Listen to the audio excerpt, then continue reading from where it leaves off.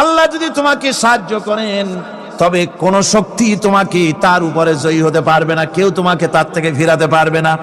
আর যদি আল্লাহ তোমাকে জিল্লতি দেন, যদি তোমাকে আল্লাহ পাক লাঞ্ছিত করেন, তোমাকে কেউ সম্মান দিতে পারবে না। দেখুন ইব্রাহিম আলাইহিস সালামকে নমরুদ আগুনের মধ্যে ফেলাই দিবে। জিবরাইল বলছেন, ইব্রাহিম আমার কাছে সাহায্য চাও, আমি তোমার বাঁচাই দেব, আগুনটারে নিভাই দিব। কত বড় কথা, আমি বাঁচাই দেব, আমার কাছে বলো না।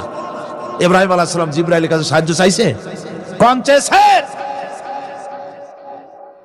হযরত ইব্রাহিম বলেন, জিবরাইল সাহায্য তোমার কাছে আমি কেন চাইবো? তোমার কাছে সাহায্য চাওয়ার প্রশ্ন ওঠে না, কারণ আমি এমন কোন অন্ধ আল্লাহর ইবাদত করি না যে আল্লাহ তার গোলামের দুঃখ নিজের চোখে না দেখেন। আমি আগুনে পড়ে গেলে, আগুনে জ্বললে পরে আমার আল্লাহ যদি খুশি হন, তাহলে এরকম আগুনে 1000 বার পুড়ে জীবন দিতে আমি ইব্রাহিম রাজি আছি। ইব্রাহিম আলাইহিস সালাম আগুনে পড়ে গেলেন। আল্লাহ পাক দেখলেন ইব্রাহিম পাস করছে, কোন ডিভিশন? ফার্স্ট ক্লাস ফার্স্ট হয়ে গেছে। আগুনের ভিতরে পড়ে গেলেন। আল্লাহ পাক সঙ্গে সঙ্গে আগুনের প্রতি নোটিশ করে দিলেন, ইয়া নারু কুনি বারদাও ওয়া সালামান আলা ইব্রাহিম। আগুন আমার ইব্রাহিমের জন্য শান্তিদায়ক, ঠান্ডা হয়ে যা। সুবহানাল্লাহি ওয়া বিহামদিহি। এই জন্য আল্লাহ রাসূল বলেছেন, ইযা সালতা ফাসআলিল্লাহ, যদি কিছু চাও কার কাছে চাইবা? কে শিখাচ্ছেন? রাসূল। আল্লাহ রাসূল বলছেন, ইযা সালতা ফাসআলিল্লাহ, যদি কিছু চাও আল্লাহর কাছে চাও। ওয়া ইযা ইসতানতা ফাসতাইন বিল্লাহ, আর যদি কিছু চাইতে চাও, সাহায্য চাও, সাহায্য চাইবা আল্লাহর কাছে। কার কাছে? কোন মাজারে চাইবেন? কোন মাজারে চাইবেন? কোন কবরস্থানে চাইবেন? কারা কারা চাইবেন না হাত উঁচু করে দেখান। সালামের মুজিজা ছিল, আল্লাহ রাব্বুল আলামিন তাকে মুজিজা দিয়েছিলেন, গলার সুন্দর আওয়াজ দিয়েছিলেন। তিনি যখন জাব্বুর শরীফ তেলাওয়াত করতেন, উড়ন্ত পাখিরা ওড়া বন্ধ করে চতুর্দিকে বসে আল্লাহর কালাম শুনতো। তিনি লোহা দিয়ে অস্ত্র তৈরি করতেন। অস্ত্র বানাবার সময় আগুন দিয়ে লোহা পোড়ায় অস্ত্র বানাতে হয়। দাউদ আলাইহিস সালামের তার প্রয়োজন ছিল না। তিনি যখন লোহা হাতির ভিতরে নিয়ে চাপ দিতেন, লোহা পানি হয়ে আঙ্গুরের ফাঁক দিয়ে গলে পড়ে যেত। এটা ছিল তার মুজিজা। হযরত সুলাইমান, আল্লাহ রাব্বুল আলামিন তাকে মুজিজা দান করলেন। কোরআনে কারীমের ভিতরে রব্বুল আলামিন বলেন, হযরত সুলাইমান আলাইহিস সালাম সকাল বেলায় বিনা মেশিনে, বিনা ইঞ্জিনে তক্তার উপরে বসে যেতেন। তক্তা 1 মাসের পথ অতিক্রম করত। আবার সন্ধ্যা বেলায় বসতেন, এই তক্তা আর 1 মাসের পথ অতিক্রম করে যেত। ঈসা আলাইহিস সালামের মুজিজা ছিল, জন্মান্ধের চোখের উপরে হাত বুলিয়ে দিতেন, সঙ্গে সঙ্গে চোখ ভালো হয়ে যেত। কুষ্ঠব্যাধিগ্রস্ত লোকের গায়ে হাত বুলাতেন, সঙ্গে সঙ্গে কুষ্ঠব্যাধি ভালো হয়ে যেত। এই হলো তাদের মুজিজা। পয়গম্বরেরা বিদায় হয়ে গেলেন, মুজিজা বিদায় হয়ে গেল। দাউদ আলাইহিস সালাম বিদায় হলেন, মুজিজা সাথে নিয়ে গেলেন। তার উম্মতেরা ওই লোহাগুলি আর কেউ গলাতে পারে নাই, আজও কেউ গলাতে পারে না, হাত দিয়া চেপে ধরে।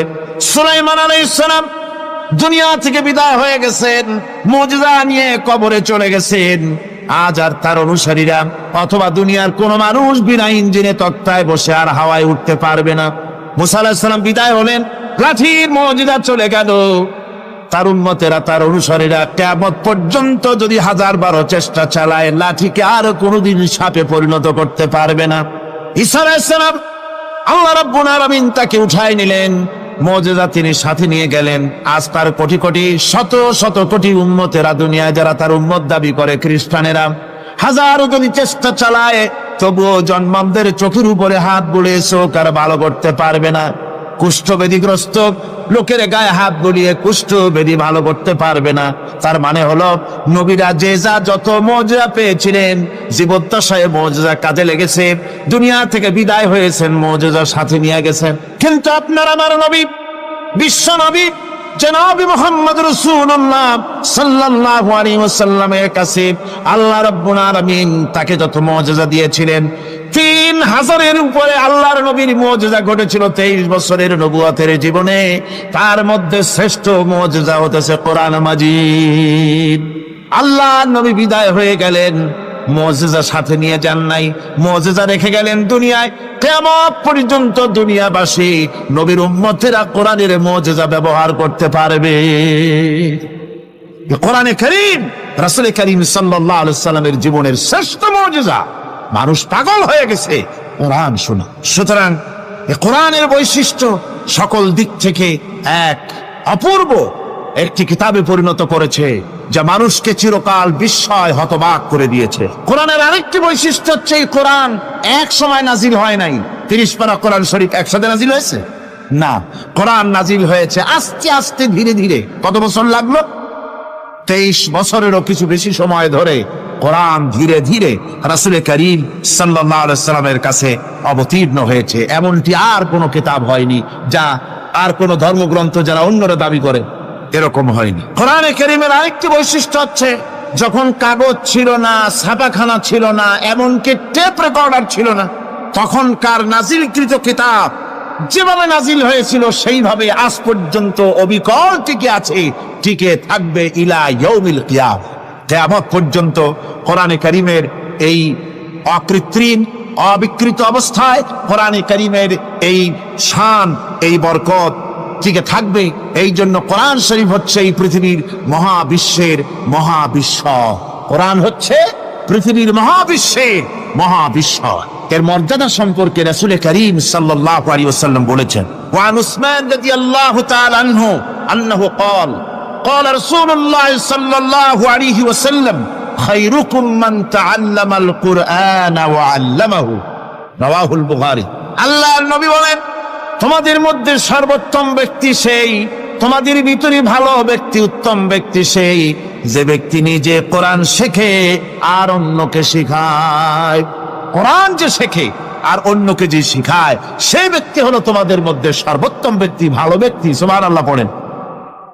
কোরআনে কারীমের এই মর্যাদা সম্পর্কে রাসূল কারীম সাল্লাল্লাহু আলাইহি ওয়াসাল্লাম বলেছেন, দুই ব্যক্তিকে, দুই শ্রেণীর লোককে ঈর্ষা করা যায়।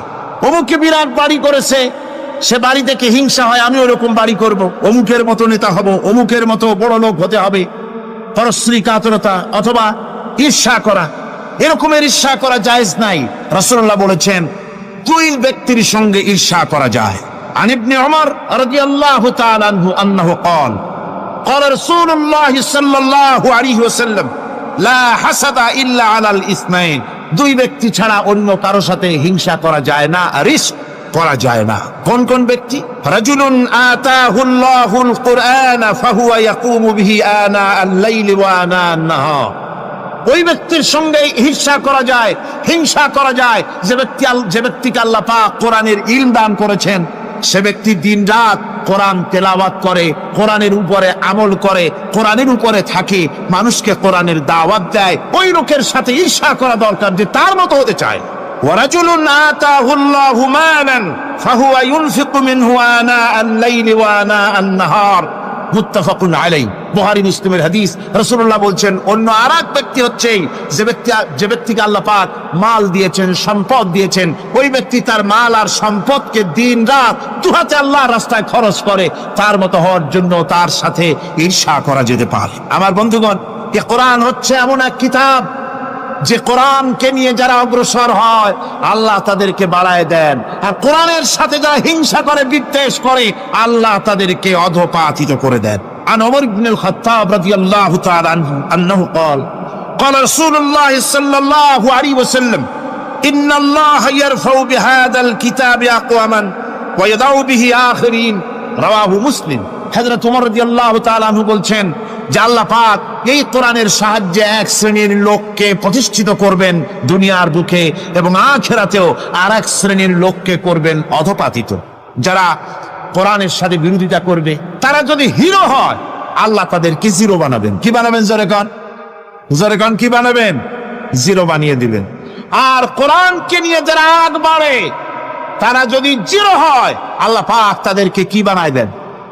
কোরআনের সাথে বিরোধিতা আজকের নতুন কিছু নয়, আবহমান কাল থেকে কোরআনের সাথে চলছে বিরোধিতা। বিশ্বকবি, কবি সম্রাট আল্লামা ইকবাল, আল্লাহ তাকে জান্নাতুল ফেরদাউস নসিব করুন, সবাই বলুন আমিন।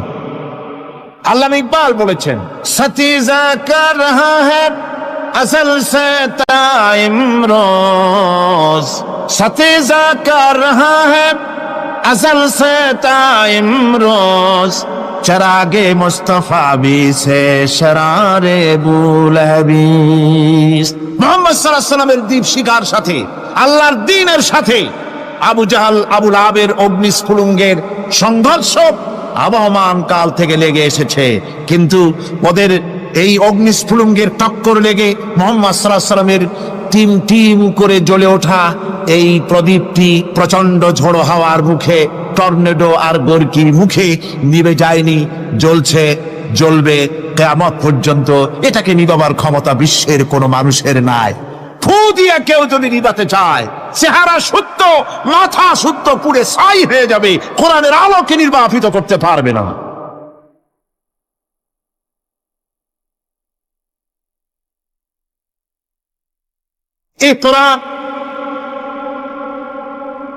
এই কোরআন যার সিনার ভিতরে থাকে, যার সিনার মধ্যে থাকে সে হয় সমৃদ্ধ, আর যার সিনার মধ্যে থাকে না সে হয় সবচাইতে ফকির আর এতিম। আল্লাহর নবী বলেছেন, ইন্নাল্লাযী লাইসা ফি জাওফিহি শাইউম মিনাল কুরআনি কাল বাইতিল খারিব। যেই দেহের ভিতরে কোরআন নাই, যেই দেহের ভিতরে, যেই সিনার ভিতরে কোরআন নাই, ওই মানুষটা হতেছে একটা সাড়া বাড়ির মতো, একটা উজাড় বাড়ির মতো, বিরান বাড়ির মতো। বিরান বাড়িতে কি থাকে? সাড়া বাড়িতে কি থাকে? কি গো? না না, ভূত কিসের? খামোখাই ভয় পান আপনারা। ভূত বলে কিছু না। হ্যাঁ, শয়তান থাকে, জিন থাকে, তারপরে ওর মধ্যে আর কি থাকে? উতুম পেঁচা থাকে, ইঁদুর থাকে, তেলাপোকা থাকে, উই পোকা থাকে, বাঁদর থাকে, উল্লুক থাকে, সাপ থাকে। রাসূলুল্লাহর কথা দেখেন, কি সুন্দর কথা। সুবহানাল্লাহ, সুবহানাল্লাহ।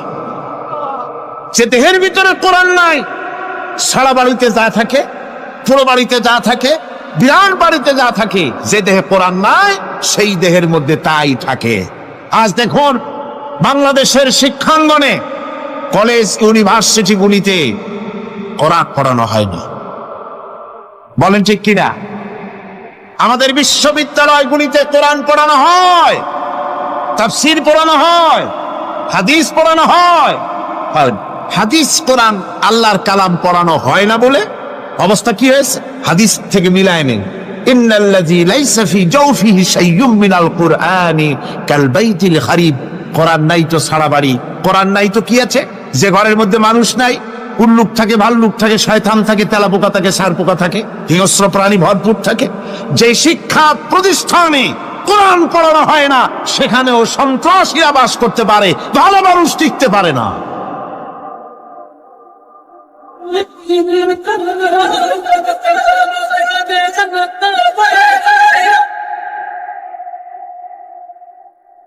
এই জন্য কোরআন যেখানে পড়া হয় না সেটা কবরের তুল্য, কোরআন যেখানে তেলাওয়াত হয় না সেটা কিসের তুল্য? কবরের তুল্য। আল্লাহর নবী বলেছেন, আন আবি হুরায়রা রাদিয়াল্লাহু তাআলা আনহু আন্নাহু ক্বাল ক্বালা রাসূলুল্লাহ সাল্লাল্লাহু আলাইহি ওয়াসাল্লাম লা তাজআলু বুয়ুতাকুম মাকাবির, রাওয়াহু মুসলিম। আল্লাহর নবী বলেন, তোমাদের ঘরগুলিকে তোমরা কবর বানাইও না। অর্থাৎ যে ঘরের মধ্যে কোরআনে কারীম তেলাওয়াত হয় না সেটা কবরের সমতুল্য। কবরের সমতুল্য। আগে আমাদের ঘর সমূহে যখন ছোট ছিলাম তখন দেখতাম ঘরে ঘরে কোরআন তেলাওয়াত হতো, ঠিক না? প্রত্যেকটা ঘরের জানালা দিয়া সকালবেলায় আওয়াজ আসতো, আউযু বিল্লাহি মিনাশ শাইতানির রাজীম, বিসমিল্লাহির রাহমানির রহিম। তেলাওয়াতের আওয়াজ ভেসে আসতো। আজ আর এই অবস্থা নাই। আজ ভদ্রলোকের বাড়ির সামনে দিয়ে হেঁটে যাবেন, সকালবেলা কিসের তেলাওয়াত? জনমের ঘুম ঘুমায়, পাইকারি দরে ঘুমায়, ফজরের নামাজ নাই। শহরের অবস্থা, অধিকাংশ বাড়িতে ফজরের নামাজ হয় না। ডিসেন্টিনার মাধ্যমে, আগে তো শুধু বাংলাদেশের ছবি, ডিসেন্টিনার মাধ্যমে সারা পৃথিবীর শয়তানি আর বদমাশি ঘরে বসে গেলা যায়। উপকারিতা এবং অপকারিতা দুটোই আছে। নিউজ দেখা যায়, সাথে সাথে আবার নিউজের সাথে আরো বাজে কিছু দেখা যায়। এগুলো দেখতে দেখতে রাত শেষ হয়ে আসে, ঘুমায় জনমের মতো, এক ঘুমে বেলা 9টা আর 10টা। কিসের ফজরের নামাজ আর কি এর কোরআন শরীফ তেলাওয়াত কর? এরপরে উঠলো 9টা 10টার সময়, উঠে তারপরে গানের মাস্টার এসে গেছে, তখন ইতিমধ্যেই গানের মাস্টার এসে গেছেন। কি দুর্ভাগ্যজনক সত্য কথা, ইংরেজি যে টিচার পড়ান, অঙ্ক যে টিচার করান, সপ্তাহে 3 ঘন্টা পড়াবেন, বেতন 2500 টাকা। আর প্রতিদিন সকালবেলা এসে যদি কোনো মুসলমান কোনো একজন মৌলভী সাহেব, হাফেজ সাহেবকে রাখেন কোরআন তেলাওয়াত করাবার জন্য, কোরআন পড়াবার জন্য সন্তানকে, প্রতিদিন আসতে হবে, প্রতিদিন 2 ঘন্টা পড়াতে হবে, আর মাসের শেষে বেতন 500 টাকা। কোরআনে কারীমের সাথে এই এই আচরণ। ও, আমি বেশি বলে ফেলেছি। যাদের অভিজ্ঞতা আছে তারা বলছেন 200 টাকা। এরপরে অঙ্ক ইংরেজি তো কাজে লাগে, ভালো কথা। তারপরে গানের মাস্টার আসছেন, তিনি শেখাবেন কি? রবীন্দ্রসঙ্গীতের প্যানপ্যানানি, যা শুনলে পরে কানে ময়লা জমে যেতে পারে, যে গান শুনলে জীবিত মানুষ মৃত্যু হয়ে যায়। নজরুলের কথা শেখানো হবে না, তাহলে সেটা হবে সাম্প্রদায়িকতা। গানের মাস্টারকে, নাচের মাস্টারকে 5,000 টাকা, 10,000 টাকা পর্যন্ত বেতন দেওয়া হয়। এ জাতির জন্য আল্লাহর রহমত কেমনে আসবে? কি কারণে আসবে? কোরআনের সাথে এই বেয়াদবি আমরা করেছি। ঘরগুলিকে, আজকে আমাদের ঘরগুলিকে আমরা কবরস্থানে পরিণত করে দিয়েছি। কোরআন তেলাওয়াত হচ্ছে। আমার বন্ধুগণ, কোরআন তেলাওয়াত করুন, বেশি বেশি তেলাওয়াত করুন, ঘরকে জীবিত করুন, সন্তানকে তেলাওয়াত করান, আপনি নিজেও তেলাওয়াত করুন। কোরআনে কারীম যারা তেলাওয়াত করবেন তাদের সম্পর্কে আল্লাহর নবী বলেন, মান ক্বারাআল কুরআনা ফাস্তাজহারাহু ফাহাল্লা হালালাহু ওয়া হারামা হারামাহু আদখালাহুল্লাহুল জান্নাহ। আল্লাহর নবী বলেন, যে ব্যক্তি কোরআন শরীফ তেলাওয়াত করবে এবং কোরআনের হালাল অনুযায়ী হালালকে মেনে চলবে, হারাম অনুযায়ী হারাম থেকে ফিরে থাকবে, এরকম কোরআনের উপরে যে তেলাওয়াত করবে আর আমল করবে, আল্লাহ রাব্বুল আলামিন কিয়ামতের দিন তাকে জান্নাতের ভিতরে প্রবেশ করাবেন। শুধু বেহেশতে যাবে না, ওয়াসাফাহু ফি আশরাতিন মিন আহলি বাইতিহি কুল্লুহুম কাদ ওয়াজাবাত লাহুন নার।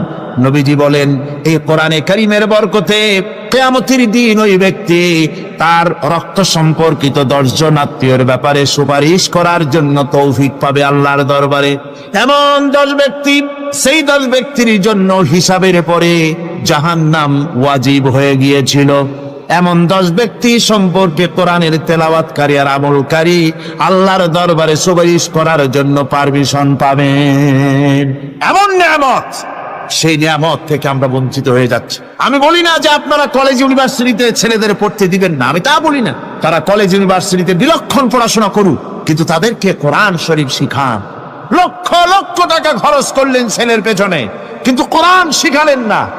আপনি মরে গেলে আপনার জানাজাটা পড়বে, এই তৌফিকও সে পেল। জানাজার ইমামতি তো দূরের কথা, জানাজার নিয়তও জানে না, পাক পবিত্রতা জানে না। বাপ মরে গেছে, সে তখন ছিল মার্কেটে, শুনলো বাপ মরছে, তাড়াতাড়ি জানাজায় শরীক হতে হবে। প্যান্টও পাক নাই, যেহেতু পেশাবের যখন বেগ এসেছিল দেওয়ালের পাশে দাঁড়াইয়া কাম সারছে, দোয়া মোছার কাম নাই, মাথায় টুপি নাই, নাক মোছা রুমাল ছিল পকেটে, রুমালটা মাথায় দিয়া দাঁড়ায় গেল। আল্লাহু আকবার, বাপের কপালে যা আছে তাই হোক। তারপরে বাপ মরে গেছে, কান্না শুরু করেছে। যেদিন মরছে সেদিন কাঁদতেছে, পরের দিন একটু মুখ মলিন কাঁদতে। নাম বল্টু মিয়া, তার আবার এক বন্ধু আছে, তার নাম শান্তু মিয়া। শান্তু মিয়া বলছে, মিয়া বল্টু কান্দো কেন? বাপ মরে গেছে। এগুলো বাঁচে নাকি? এগুলো মরেই যায়। আমার একটা ছিল, ওটাও মরছে। চিরকাল কারো বাপ থাকে, সুতরাং এত মন খারাপ কেন? আসো, ইন্ডিয়া থেকে ভালো একটা বই আসছে, সেটা দেখে এত আনন্দ পাবে। বাপ তো বাপ, 14 গোষ্ঠী মরলেও মনের দুঃখ মুছে যাবে। এরপরে বাড়ি এনে তাকে সিনেমার ছবি দেখানো হলো। ছবি সে দেখলো, ফেরার সময় বাপের কবরের কাছ থেকে যাওয়ার সময় দাঁড়িয়ে গেল ক্ষণিকের জন্য। আহারে বাপ, বিদায় হয়ে গেলা, কি দেব তোমার? কিছু তো নাই আমার কাছে, তাই সারা রাত ধরে যা কিছু দেখলাম এগুলি তোমার আমলনামায় দিয়ে গেলাম। জোরে কর নাউযুবিল্লাহ। আমি সমস্ত পিতাদেরকে বলতে চাই, সন্তানদেরকে কোরআন শিখা, কাজে লাগবে। কোরআন শিখালে কাজে লাগ। কোরআন শরীফ মুখস্থ কর, বেশি করে মুখস্থ করেন কোরআনে কারীম, আপনার ফায়দা হবে।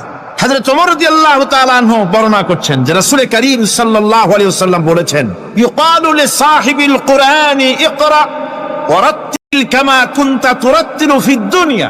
কিয়ামতের দিন জান্নাতীদেরকে, বেহেশতীদেরকে আল্লাহ রাব্বুল আলামিন বলবেন কোরআন শরীফ তেলাওয়াত করো আর উপরের দিকে উঠতে থাকো। কোরআনে যেভাবে দুনিয়ার বুকে কোরআনে কারীম তুমি মুখস্থ করেছিলে, ধীরে ধীরে তেলাওয়াত করতে, ওইভাবে ধীরে ধীরে কোরআন তেলাওয়াত করো আর উপরের দিকে উঠতে থাকো। আল্লাহ পাক বলতে থাকবেন উপরের দিকে ওঠো, তেলাওয়াত করো আর ওঠো। উঠতে উঠতে যেই জায়গায় গিয়ে তোমার তেলাওয়াত শেষ হয়ে যাবে, জান্নাতের ওই জায়গাটা তোমার জন্য বরাদ্দ হবে। আবু দাউদ শরীফের হাদিস, জান্নাতের ওই জায়গাটা তোমার জন্য বরাদ্দ হবে। এখন যাদের শুধু সূরা ইখলাস আর সূরা কাউসার মুখস্থ, তারা তো দুই পা আগাই বসে যাবে, উঠতে পারবেন না। বেশি বেশি মুখস্থ করেন, হাফেজে কোরআন হন অথবা হাফেজের মতো হন। বেশি বেশি মুখস্থ করেন সূরা ইয়াসিন, সূরা দুখান, সূরা রহমান, সূরা ওয়াকিয়া, সূরা মুজাম্মিল, যে সমস্ত সূরা, বেশি সূরা আল আরাফ, সূরা কাহাফ, সূরা মারিয়াম ইত্যাদি মুখস্থ করেন। কিয়ামতের দিন কাজে লাগবে, জান্নাতের অত উঁচায় উঠতে পারবেন। হাফেজে কোন জায়গায় যাবে? সুবহানাল্লাহি ওয়া বিহামদিহি। 30 পারা কোন যার সিনার ভিতরে, জান্নাতের কোন জায়গাটা আল্লাহ তাকে বরাদ্দ করবেন। সুবহানাল্লাহ, সুবহানাল্লাহ। কোরআনে কারীমকে মুখস্থ করুন, বেশি করে মুখস্থ করুন। কোরআনে কারীমকে বেশি করে তেলাওয়াত করুন। এই কোরআনে কারীমকে যারা বেশি করে তেলাওয়াত করবে, তেলাওয়াত করতে গিয়ে যারা আল্লাহর কাছে কিছু চাওয়ার সময় পাবে না, তাদের সম্পর্কে রাসূল করিম সাল্লাল্লাহু আলাইহি ওয়াসাল্লাম বলেছেন হাদিসে কুদসি, হাদিসে কুদসি রাসূল করিম সাল্লাল্লাহু আলাইহি ওয়াসাল্লাম বলেছেন, ইয়াকুলু রাব তাবারাক ওয়া তাআলা মান শাগালাহুল কুরআন আন যিকরি মাসআলাতি আতাইতুহু আফজালা মা উতিয়াস সাইলি। আল্লাহর নবী বলেন, আমার আল্লাহ পাক বলেছেন, কোরআন তেলাওয়াত করতে গিয়ে যারা ব্যস্ত থাকে, কোরআন তেলাওয়াত করতে করতে যারা আমার কাছে হাত পেতে কিছু চাওয়ার সময় পায় না, যারা আমার কাছে হাত পেতে কিছু চায়, তাদের থেকে তেলাওয়াতকারীদেরকে আমি রব্বুল আলামিন বেশি করে দেই। সুবহানাল্লাহ। কোরআন তেলাওয়াত করতে করতে যারা আল্লাহর কাছে হাত পেতে চাওয়ার সময় পায় না, আল্লাহ পাক বলেন যারা চায় তাদের থেকে তেলাওয়াতকারীকে আমি বেশি দেই। আমার বন্ধুগণ, শুধু তাই নয়, এ কোরআনে কারীম যারা তেলাওয়াত করবে, আমল করবে, কিয়ামতের দিন তার মা বাপের মাথার উপরে আল্লাহ রাব্বুল আলামিন, আবু দাউদ শরীফের হাদিসে এসেছে, তার মা বাপের মাথার উপরে নূরের টুপি পরিধান করানো হবে। এমন নূরের টুপি, এমন নূরের তাজ পরানো হবে, চন্দ্র সূর্যের আলোকে ম্লান করে দেবে। হাসরবাসীরা প্রশ্ন করবেন, এ লোকটি কে? কোন ফেরেশতা নাকি বলে না, কোন নবী নাকি বলে না, তবে কি ইনি কে? জবাব হবে, ইনি হচ্ছেন সেই ব্যক্তি যিনি তার সন্তানদেরকে কোরআন শিখিয়েছিলেন। কোরআন শিখানোর কারণে আল্লাহ রাব্বুল আলামিন আজ তার মা বাপের মাথার উপরে নূরের টুপি পরিধান করে হাসরের ভিতরে মর্যাদা দিলেন।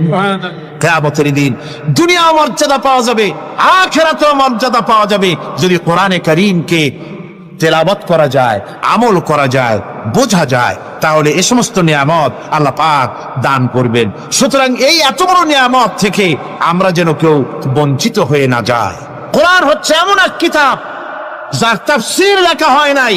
পৃথিবীতে এমন কোন ভাষা নাই, পৃথিবীর উল্লেখযোগ্য সবগুলি ভাষায় কোরআনে কারীমের তাফসীর লেখা হয়েছে, কিন্তু কোন মুফাসসির আজ পর্যন্ত কথা বলেন নাই যে আমি যে তাফসীর লিখছি এর চাইতে ভালো তাফসীর আর কেউ লিখতে পারেও না আর পারবেও না, এটা শেষ, আর তাফসীর লেখা লাগবে না। এ কথা কেউ বলতে পেরেছে? জোরে বলেন, পেরেছে? পারে নাই। তার কারণ কি? আল্লাহ রাব্বুল আলামিন বলেন, قُلْ لَوْ كَانَ الْبَحْرُ مِدَادًا لِكَلِمَاتِ رَبِّي لَنَفِدَ الْبَحْرُ قَبْلَ أَن تَنفَدَ كَلِمَاتُ رَبِّي وَلَوْ جِئْنَا بِمِثْلِهِ مَدَدًا।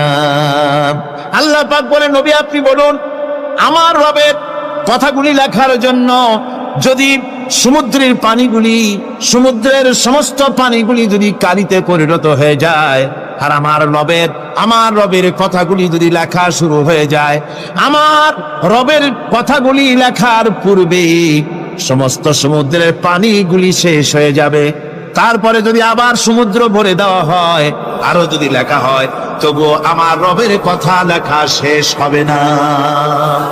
আল্লাহ রাব্বুল আলামিন বলেন, وَلَوْ أَنَّ مَا فِي الْأَرْضِ مِنْ شَجَرَةٍ أَقْلَامٌ وَالْبَحْرُ يَمُدُّهُ مِنْ بَعْدِهِ সাবআতু আবহুরিম মা নাফিদাত কালিমাতুল্লাহ।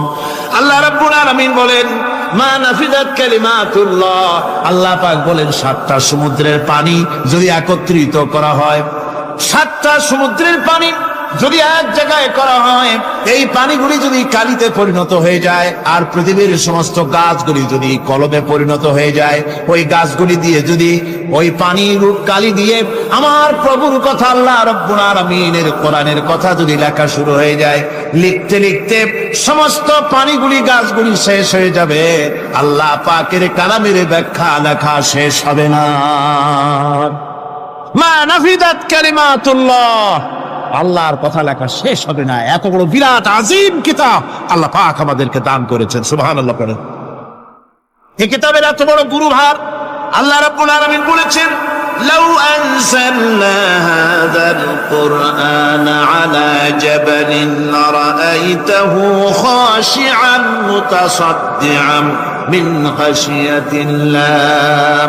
আমি যদি এই কোরআনকে পর্বতের উপরে নাযিল করতাম, তাহলে তুমি দেখতে পেতে আমার ভয় ভীত সন্ত্রস্ত হয়ে পাহাড়গুলো চূর্ণ বিচূর্ণ হয়ে যেত।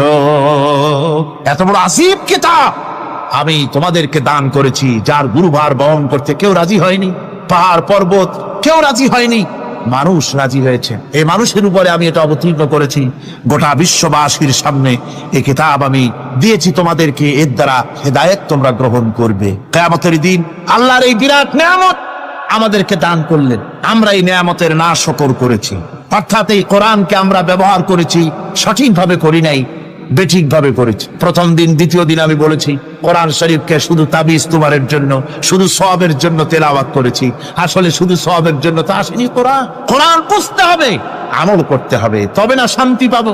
আপনি যদি কোরআন হচ্ছে মানুষের জীবন সমস্যার সমাধানের গ্রন্থ, ওষুধ খেলে রোগ ভালো হয়। ওষুধ খেলে কি হয়? কেউ যদি সকাল বেলায় তসবিহ হাতে নিয়ে 500 বার পরে ওষুধ ওষুধ ওষুধ 500 বার পড়লে রোগ কি ভালো হবে? বরং রোগ আরো বাড়তে পারে। চিল্লে শীতের জন্য লেপ গায়ে যায় না দিয়া কেউ যদি চিল্লাইতে থাকে, জিকির করে লেপ্ত শোক লেপ্ত শোক লেপ্ত শোক, শীত কি বন্ধ হবে নাকি? পানির পিপাসায় ছটফট করে মানুষ যদি চিল্লায় পানি পানি পানি পানি পানি, পানির পিপাসা আরো বাড়বে। তাহলে কি বোঝা গেল? পিপাসা লাগলে পানি পান করতে হবে, শীত লাগলে কম্বলটা গায়ে দিতে হবে, রোগ হলে ওষুধটা খেতে হবে, তাহলে সব সমস্যার সমাধান হবে। অনুরূপ ভাবে আমরা শুধু কোরআনে কারীমকে তেলাওয়াত করি সওয়াবের নিয়তে, তার হুকুমগুলি জীবনের উপরে আমল করি না বলে আজকের জীবন আমাদের বিপর্যস্ত হয়েছে। ব্যক্তিতে, পরিবারে, রাষ্ট্রে শান্তি নাই, কোথাও শান্তি নাই এই কারণে। আর কিয়ামতের দিন রাসূল আসামি করবেন তাদেরকে যারা কোরআন অমান্য করেছে। রাসূল হবেন বাদী। বাদী হবেন কে? যারা বলেন কে বাদী হবে? রাসূল। আসামি হবে কারা? যারা কোরআন ছেড়ে দিয়েছে। আল্লাহ রাব্বুল আলামিন বলেন وقال الرسول يا رب إن قومي اتخذوا هذا القرآن مهجورا। কিয়ামতের দিন রাসূল আল্লাহর দরবারে ফরিয়াদ করবেন, আয় আমার রব, আয় আমার আল্লাহ তাআলা, এই সমস্ত লোকগুলি তোমার কালামকে, তোমার কোরআনকে অপ্রয়োজনীয় জিনিস বলে তারা পরিত্যাগ করেছিল। কোরআনকে অপ্রয়োজনীয় মনে করেছে, কোরআনের সাথে ঠাট্টা করেছে, বিদ্রুপ করেছে, কোরআন শিক্ষা ভিক্ষার ঝুলি শেখার বুলি মনে করেছে, কোরআনের কোনো মূল্য দেয় নাই, কোরআনের কোনো দাম দেয়নি, কোরআনের সাথে ঠাট্টা করেছে, কোরআনের আইনের সাথে ঠাট্টা করেছে, বিদ্রুপ করেছে। আমাদের দেশে শিক্ষাবিদ, চিন্তাবিদ, বুদ্ধিজীবী নাম ধরনের নামধারী এক শ্রেণীর লোকেরা কোরআনের সাথে সরাসরি বেয়াদবি করেছে।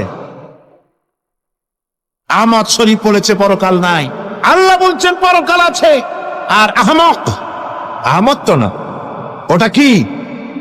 এই আহমক সে বলেছে পরকাল নাই, বিবাহ মানি না, কবর আযাব মানি না, কিয়ামতের দিন বিচার হবে তাও মানি না, অস্বীকার করেছে, এটাকে নিয়ে ঠাট্টা করেছে।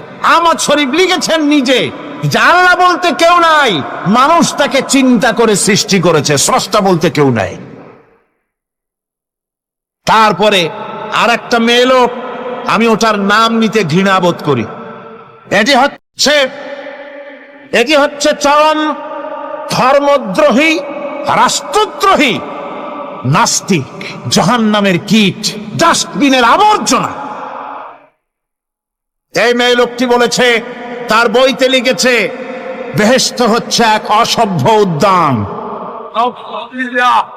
কোরআন শরীফে আল্লাহ পাক বলেছেন, আমলে সালেহ যারা করবে, নবীরা, ওলিরা, সিদ্দিকিন, সোহাদা সব যাবে জান্নাতে।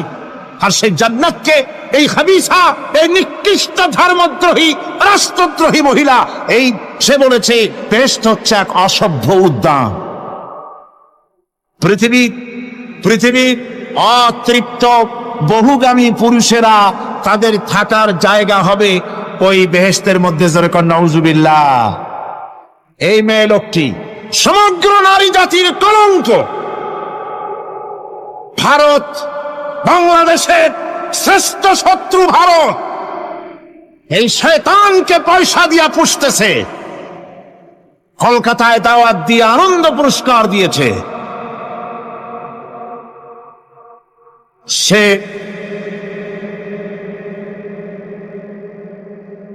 তার বইয়ের মধ্যে, কত বড় নির্লজ্জই মেয়ে, বইয়ের মধ্যে লিখছে, বাসে বসে আমি যখন দেখি ছেলেরা পেশাব করার জন্য বাস থামলি বাসের থেকে নেমে দেওয়ালের পাশে গিয়ে প্যান্টের বোতাম খুলে পেশাব করে, আর মেয়েরা চুপ করে বসে থেকে পেশাবের যন্ত্রণা নিয়ে কষ্ট পায়, আমি আনন্দ পাবো সেই দিন যেদিন মেয়েরাও বাস থেকে নেমে দেওয়ালের পাশে দাঁড়িয়ে পেশাব করতে পারবে। এটা কি একটা মানুষ? জানোয়ার, অসভ্য জানোয়ার একে জন্ম দিয়েছে, আল্লাহ ভালো জানে। আমার বন্ধুগণ, তার অসভ্যতার শেষ নাই। কোরআন নিয়ে ঠাট্টা করেছে, বলেছে আমার মা রাতের বেলায় ঝুলে ঝুলে সূরা ইয়াসিন পড়ে, আমি চিন্তা করি যে কত বাজে কাম করতেছে সে। বলছে আল্লাহ পাক কোরআনের মধ্যে পুরুষকে বেহেশতের হুরিদের কাঁচা মাংসের লোভ দেখাইয়া, মদ খাওয়াবার লোভ দেখিয়ে তাদেরকে নামাজ রোজা করার জন্য বাধ্য করতেছে। বেহেশতে কি শরাব, বেহেশতে কি মদ পান করানো হবে? না, বেহেশতে মদ পান করানো হবে না। মদ তো নাপাক জিনিস। আল্লাহ পাক বলছেন বেহেশতে পান করানো হবে। ওয়াসাকাহুম রাব্বুহুম শারাবান তাহুরা।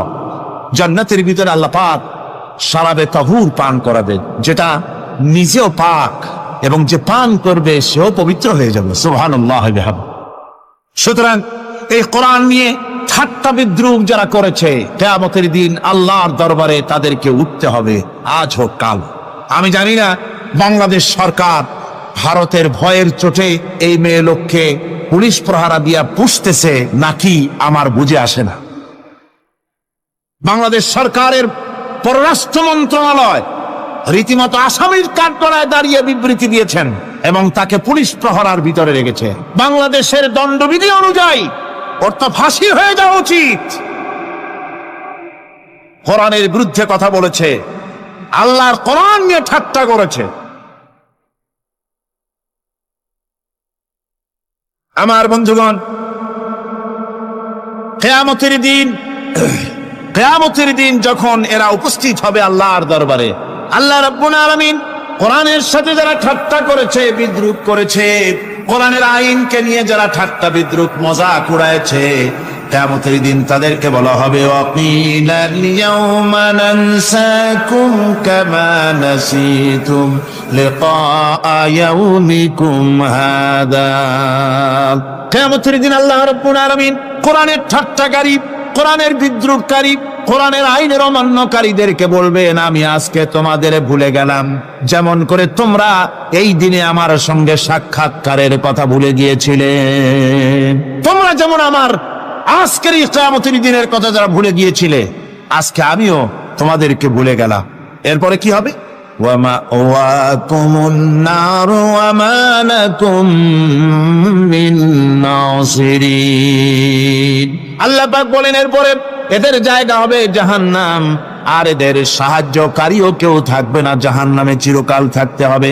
এটা এই জন্য যে তারা আল্লাহর কোরআনের সঙ্গে ঠাট্টা করেছে, বিদ্রুপ করেছে, কোরআনের আইন মানে নাই, কোরআনের আইনকে অমান্য করে চলেছে। এই জন্য কিয়ামতের দিন আল্লাহ রাব্বুল আলামিন তাদেরকে শাস্তি প্রদান করবেন। কোরআন পৃথিবীর বুকে আল্লাহ নাজিল করেছেন, শুধু তেলাওয়াত করবেন ঝুলে ঝুলে, এই জন্য নয়। কি জন্য নাজিল হলো? এবার উদ্দেশ্য শুনুন। আল্লাহ পাক বলেন আর রহমান আল্লামাল কুরআন। আল্লাহ রাব্বুল আলামিন তিনি হলেন এমন দয়াবান, এমন রহমান, যিনি কোরআন শিখালেন। কি কারণে শিখালেন? কোরআন নাজিলের উদ্দেশ্য কি? আল্লাহ পাক বলেন ইন্না আনজালনা ইলাইকাল কিতাবা বিল হাক্কি লিতাহকুমা বাইনান নাসি বিমা আরাকাল্লাহ। আল্লাহ পাক বলেন এই কিতাব আমি আপনার প্রতি অবতীর্ণ করেছি এই জন্যে যাতে করে আপনি আল্লাহর প্রদর্শিত এই বিধান অনুযায়ী মানুষের উপরে বিচার ফয়সালা করতে পারেন। মানুষের উপরে আইন চলবে আল্লাহ। কার আইন? জোরে বলেন কার আইন? আলা লাহুল খালক ওয়াল আমর। সৃষ্টি যার, আইন চলবে কার? আল্লাহ পাক বলেন এই জন্য নাজিল করলাম, কোরআন নাজিল করেছি যাতে করে কোরআনের আইন দিয়ে বিচার ফয়সালা করতে পারেন, সেই জন্যই কোরআন নাজিল করলাম। আসলে আল্লাহ নবীর এই পৃথিবীতে আগমনের উদ্দেশ্য ওটাই ছিল। হুয়াল্লাযী আরসালা রাসূলাহু বিল হুদা ওয়া দীনিল হক লিইয়ুযহিরাহু আলাদ দীনি কুল্লিহি ওয়া কাফা বিল্লাহি শাহীদা। আল্লাহ রাব্বুল আলামিন বলেন আমি আমার রাসূলকে দ্বীনে হক, সত্যের বিধান সহকারে দুনিয়ায় প্রেরণ করেছি। লিইয়ুযহিরাহু আলাদ দীনি কুল্লিহি, আয় লিইয়ুগলিবাহু আলা সাইরিল আদিয়ান। সমস্ত আদিয়ানে বাতিলের উপরে আমার দ্বীনকে বিজয়ী করে দেওয়ার জন্য আমি রাসূলের কাছে কিতাব সহকারে তাকে অবতীর্ণ করেছি। এ দায়িত্ব শুধু মুহাম্মদ সাল্লাল্লাহু আলাইহি ওয়াসাল্লামের ছিল না, দুনিয়ার উপরে আল্লাহর দ্বীন কায়েম করা, আল্লাহর বিধান অনুযায়ী মানুষের বিচার ফয়সালার দায়িত্ব শুধু মুহাম্মদ সাল্লাল্লাহু আলাইহি ওয়াসাল্লামের ছিল না, সমস্ত নবীদের ছিল। কাদের ছিল? সব নবীদের ছিল। ফাবাসাল্লাহু নাবিয়্যিনা মুবাশশিরিনা মুনযিরিন ওয়া আনজালা মা'আহুমুল কিতাবা বিল হাক্কি লিয়াহকুমা বাইনান নাস। আল্লাহ পাক বলেন সমস্ত নবীদের কাছে আমি কিতাব অবতীর্ণ করেছি এই জন্য যে তারা সহজ এবং সোজা পথে যারা চলতে চায় তাদেরকে তিনি সুসংবাদ দিবেন, আর বাঁকা পথে যারা চলবে তাদেরকে তিনি জাহান্নামের ভীতি প্রদর্শন করবেন। আর আমি তার উপরে যে কিতাব অবতীর্ণ করেছি এই কিতাব দিয়ে জনগণের উপরে বিচার ফয়সালা করবে, আইন চলবে আল্লাহর কিতাব দিয়ে। আইন চলবে কি দিয়ে? আল্লাহর কিতাব দিয়ে। আল্লাহর কিতাব অনুযায়ী জনগণকে পরিচালিত করবেন।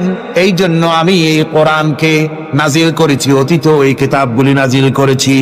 কুল ইয়া আইয়ুহান নাসু ক্বাদ জাআকুমুল হাক্কু মির রাব্বিকুম। আল্লাহ পাক বলেন নবী আপনি বলে দেন, আপনি বলুন হে মানব সকল, আল্লাহর পক্ষ থেকে তোমাদের জন্য মহাসত্য এসেছে, এই মহাসত্য যদি অনুসরণ করো তোমাদের জন্য কল্যাণকর হবে। ওমান দাল্লা ফাইন্নামা ইয়াদিল্লু আলাইহা। আর যদি কোরআনকে অমান্য করো, আল্লাহর কিতাবকে অমান্য করো, তাহলে তোমাদের জন্য অকল্যাণ হবে। আজ আপনারা বলেন আল্লাহর কিতাবের আইন কি আমাদের দেশে চলে? কোরআনের আইন কি চলে? চলে না। কোরআনের আইন চলে না। আমরা কি খুব শান্তিতে আছি? খুব আরামে আছি? শ্রমিকরা তাদের শ্রমের মূল্য পায়, কৃষক তার উৎপাদিত পণ্যের সঠিক দাম পায়, নারী তার সতীত্বের মর্যাদা পায়। জনগণ কি আরামে ঘুমাতে পারে? না, জনগণ রীতিমতো দুবেলা পেট পুরে সমস্ত জনগণ খেতে পারে। এর একমাত্র কারণ হচ্ছে কোরআনের আইনকে অমান্য করা হয়েছে। ভালো করে কান পেতে শুনুন, আল্লাহ রাব্বুল আলামিন কোরআনে কারীমের মধ্যে পরিষ্কার করে বলেছেন ওয়ামান লাম ইয়াহকুম বিমা আনজালাল্লাহু ফাউলাইকা হুমুল কাফিরুন। যারা নাকি আমার দেওয়া বিধান অনুযায়ী, কোরআন অনুযায়ী যারা বিচার ফয়সালা করে না, ফাউলাইকা হুমুল কাফিরুন, ফাউলাইকা হুমুজ জালিমুন, ফাউলাইকা হুমুল ফাসিকুন। যারা আমার দেওয়া বিধান অনুযায়ী বিচার ফয়সালা করে না তারা কাফির, তারা জালিম, তারা ফাসিক। সুতরাং এর ভিতরে এই জুলমের মধ্যে জালিমদের অন্তর্গত, ফাসিকদের অন্তর্গত হয়ে বাংলাদেশের বহু মুসলমান, পৃথিবীর বহু এলাকার মুসলমান এর মধ্যে লিপ্ত হয়ে আছে। কোরআনের আইন চালু না করলে পরে, কোরআনের আইন না মানলে পরে জালিম হতে হবে, কাফির হতে হবে।